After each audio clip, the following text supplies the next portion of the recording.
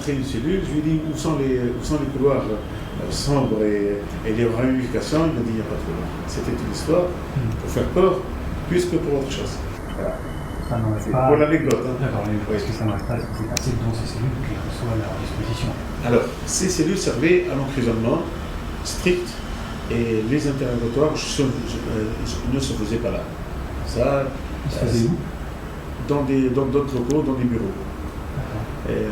Ici même ou dispatchés ailleurs? Ah, dispatchés ailleurs. Et c'est un prisonnier qui m'a raconté ça. Il est descendu avec nous, il est accédé avec nous, il accompagnait quelques journalistes, m'expliquait que ça ne servait pas à brutaliser ou quoi que ce soit les prisonniers sur place. Même que les portières étaient ouvertes, il y a une aire sous forme de carré avec grosso modo 3 chambres qui donnaient sur un côté, 3 autres chambres sur l'autre. Chaque côté, il y avait 3 chambres, grosso modo, il y a une dizaine de chambres. Les chambres sont plus ou moins grandes. Il y a celles qui pouvaient contenir 2, celles qui pouvaient contenir jusqu'à 5. Et au grand maximum, ces chambres comprenaient 25 personnes dans le plus grand nombre que pouvaient contenir ces JO, c'était 25 personnes. Ça, c'est pour les informations que j'ai pu avoir. Voilà. Alors, dernière question, évidemment. Comment est-ce que vous envisagez les élections du 23? Est-ce que vous craignez des frictions avec les différents partis qui n'ont pas la même vision de ce que doit devenir la Tunisie?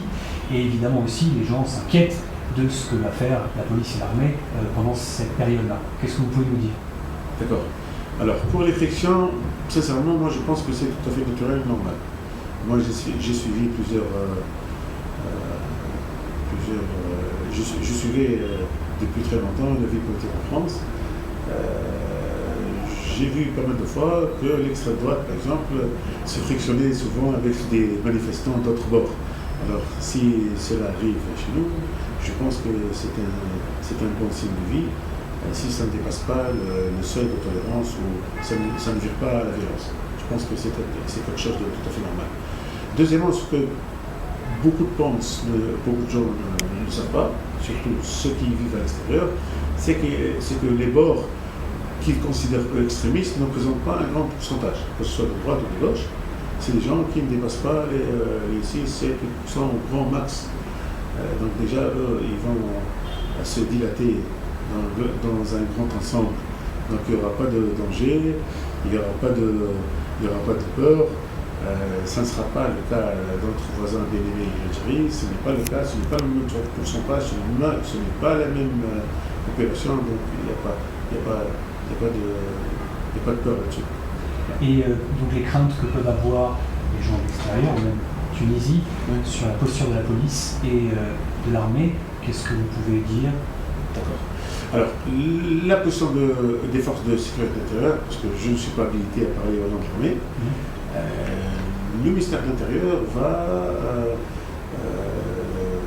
appliquer le choix ou recevoir le choix de la population. Ceux qui vont être élus, nous, on va les accepter sans sourcil. Hein.